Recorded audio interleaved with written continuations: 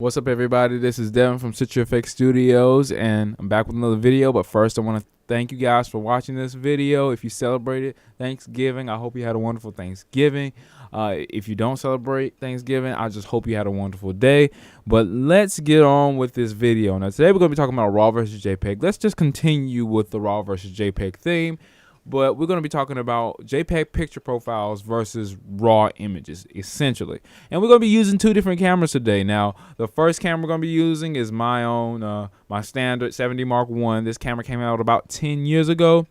And we're going to be using a cell phone for the second camera, which is very interesting. We're going to be using the LG K20V, and this cell phone has to have came out in the last 5 years. So it's at least a 5-year difference between the two, at least. So new technology versus old technology, essentially, within a decade. So with that being said, we're going to start off with the 70 Mark I. Now, the first image you see is shot with the JPEG picture portrait profile. The color style is portrait. So this is a JPEG. Everybody can shoot JPEG, and as we can already see, this is kind of like this old golden overcast punchy crushed image by the JPEG. I really don't like this because the camera may have, did the white balance wrong for this for whatever reason. I really kept the camera still. It was sitting on the table. I didn't move it. The settings were set just like you see here. It was at 1.6 seconds at f8, ISO 100 with a quarter stop underexposed just to punch the little colors out.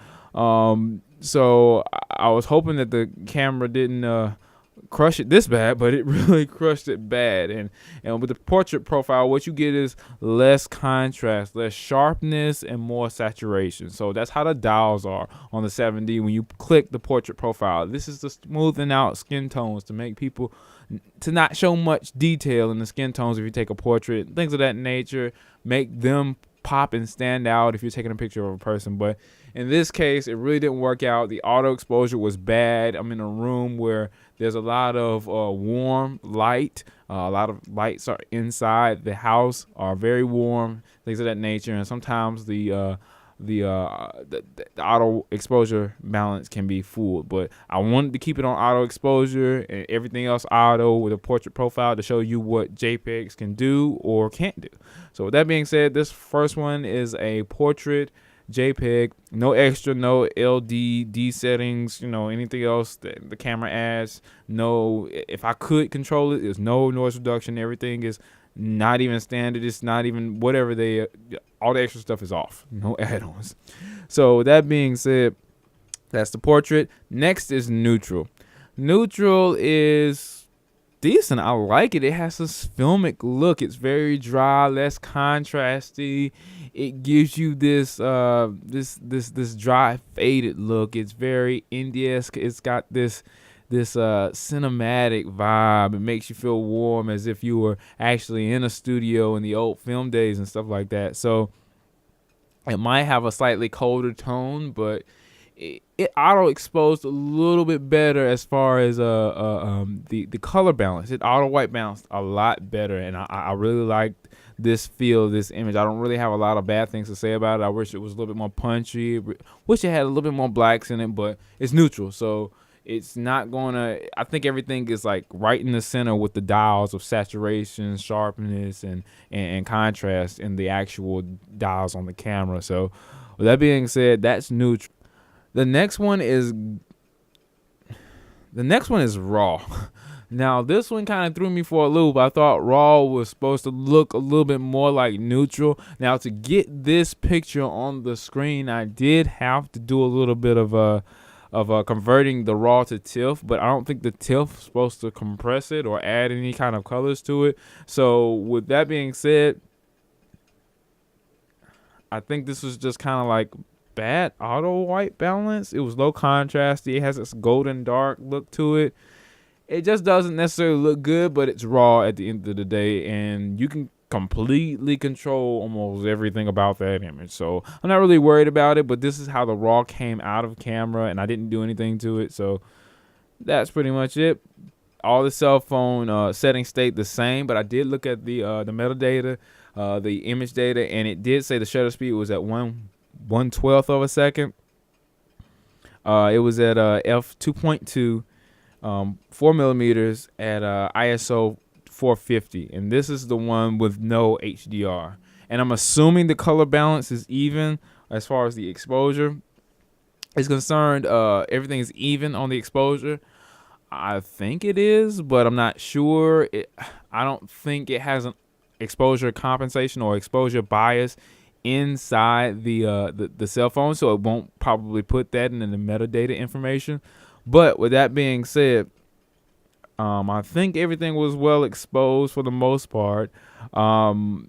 It's tight. It's really tight. It's nice. It's like cell phone images. The meters in cell phones now are more advanced than 10-year-old DSLRs. So if you're taking JPEGs with cell phones, that's pretty much all you got. So the manufacturers was like, we need to put in all of our effort into making this image an awesome image, and the camera being able to produce that image straight out of camera, because we don't have any excuses.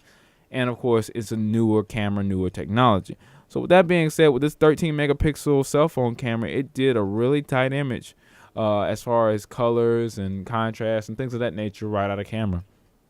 Now this next image is the HDR image, and I really have some gripes about this image. Like, I feel like the background is very overexposed. Why? Because, you know, the black in the background is black. So the cell phone must have been like, oh, well, let's jack this up.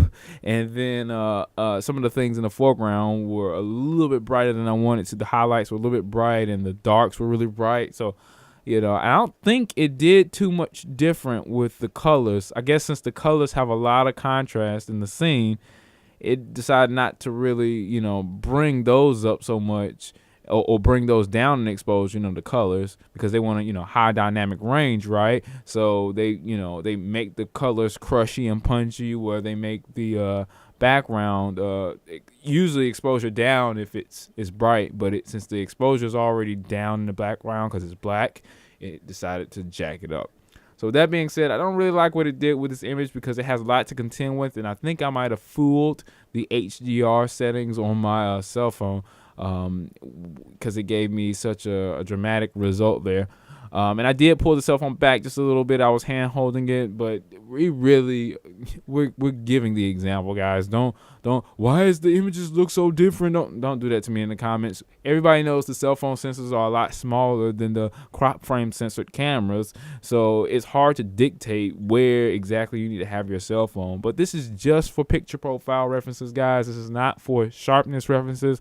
This is not for resolution references. This is not for millimeter references. This is just how the image looks. And it's an image of the same thing. It has the same thing, and it has multiple colors in the same image. So you should be able to distinguish the differences in each image. You can focus on what the differences are. So with that being said, that's pretty much it. And this last image is just the color graded image that I color graded from the 7D raw file to make it look as best I can make it look. I changed the white balance. I changed it's no longer saturation. It's actually vibrance. And vibrance and saturation are two different things. Vibrance focuses on certain colors, and saturation just focuses on the entire image's colors. So with that being said, it's a more deliberate edit here. It's a more deliberate vision of what actually was going on there. A more deliberate manifestation of what the image was supposed to be. And I think that this did a good job of resolving after I edited the raw file. So with that being said, guys, this is the difference between the color profiles of a DSLR, a 70, a 10-year-old DSLR, and a cell phone, which had been made in the last 4 or 5 years at the latest. So with that being said, I'm done with Jpeg Studios. I hope you guys have a happy holidays.